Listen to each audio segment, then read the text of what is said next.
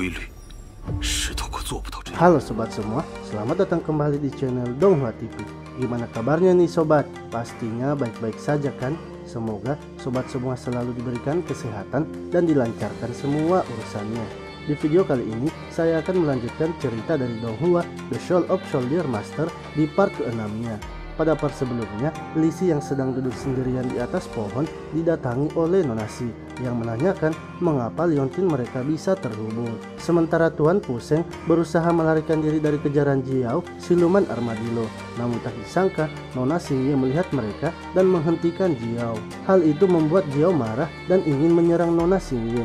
Untungnya, Puseng kembali melawan Jiao dan membawa Nona Xingye pergi bersamanya. Lalu, babak selanjutnya dari turnamen di kota Linhai pun akan dilanjutkan. Tuan Huixi yang melihat Li Si sedang berlari merasakan aura yang aneh. Ketika akan masuk ke dalam liontin Li Si, ia malah terhempas kembali. Sementara di arena pertarungan, semua orang sedang menunggu tamu spesial dari sekte nomor 1.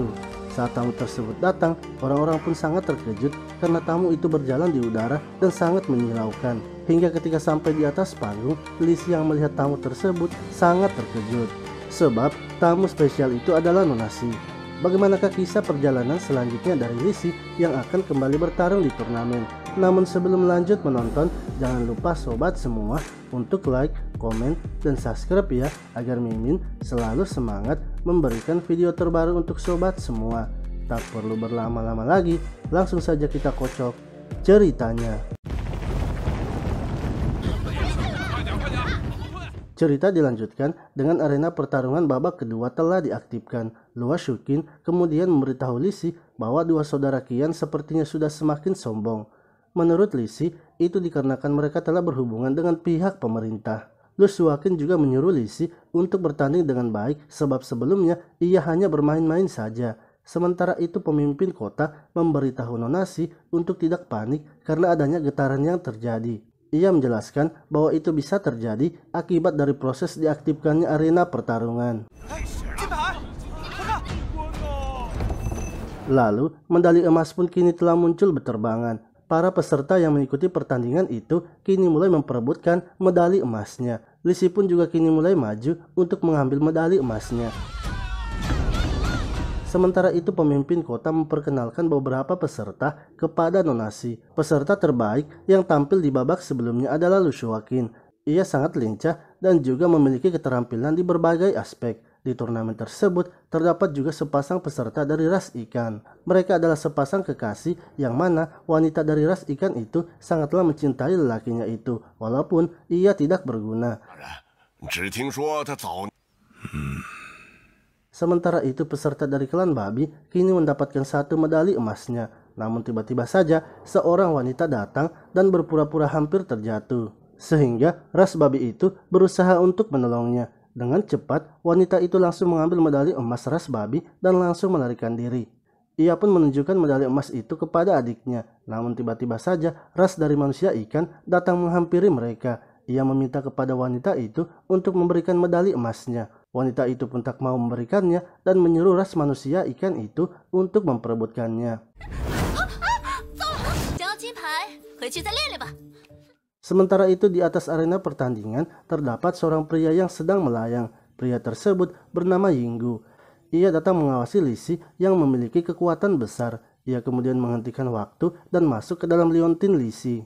Di dalam liontin tersebut, ia bertemu dengan kepala prajurit yang terkurung di dalam liontin Li Si. Yinggu kemudian memberitahu kepala prajurit itu bahwa ia sebenarnya tahu keberadaan kepala prajurit yang terkurung di dalam tubuh manusia fana dalam bentuk roh. Untuk itu, ia telah menyiapkan formasi tungku langit dan bumi sehingga akan membuat pertumpahan darah di kota Linhai, serta nantinya akan membantu kepala prajurit berhasil keluar dan melawan para sekte yang ada di dunia. Namun, kepala prajurit itu malah menyerang Yinggu karena ia tahu kalau Yinggu adalah sisa dari anggota sekte Hou. Setelah memberitahu hal itu, Yinggu kemudian keluar dari liontin Li Si.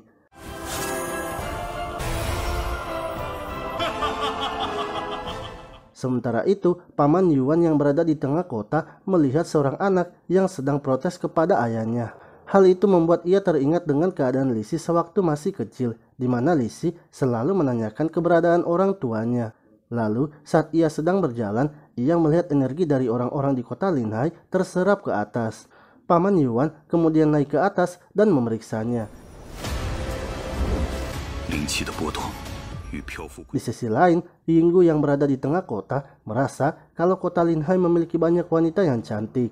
Ia pun mencoba menggoda salah satu wanita, namun ia malah dicampakkan. Sedangkan Tuan Huisi merasa kalau kota Linhai hari itu sangatlah ramai. Ia mengatakan bahwa bulan purnama pada malam ini akan mengisap energi spiritual orang-orang itu dan akan membuat tubuhnya semakin kuat. Sementara itu, Paman Yuan yang telah mengetahui keanehan yang terjadi di kota Linhai mencoba memikirkan berapa banyak orang yang energinya mungkin akan terserap. Ia lalu menanyakannya kepada beberapa orang yang ia kenal, namun orang-orang tersebut merasa tak ada yang aneh dengan diri mereka. Paman Yuan kemudian tak sengaja bertemu dengan Tuan Huisi. Ia pun merasa kalau Tuan Huisi sepertinya berbahaya dan mencoba menghindarinya. Akan tetapi, Tuan Huisi menyadarinya dan terus mengikutinya. Hingga Yinggu yang berada di dekat mereka mencium aroma anggur dari Paman Yuan. Ia pun menyadari kalau Paman Yuan sepertinya berada di dekatnya. Sementara itu, Paman Yuan sepertinya pernah bertemu dengan Yinggu.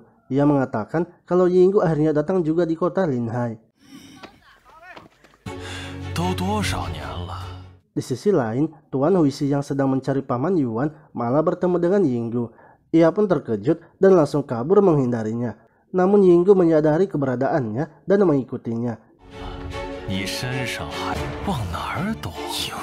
Hingga Tuan Huisi yang sedang bersembunyi kembali merasakan lukanya. Tuan Huisi seketika langsung mengingat kembali pertemuannya dengan Yinggu, di mana Yinggu memberikan sebuah formasi yang bisa memperkuat Tuan Huisi dan juga menyembuhkan lukanya. Tuan Huisi pun tak bisa melawan karena lukanya terus ditekan oleh Yinggu.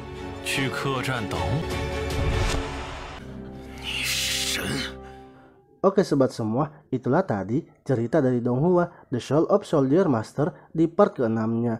Nantikan terus cerita dari Donghua ini ya, karena ceritanya kini semakin seru. Terima kasih telah menonton video ini, sampai jumpa lagi di video selanjutnya.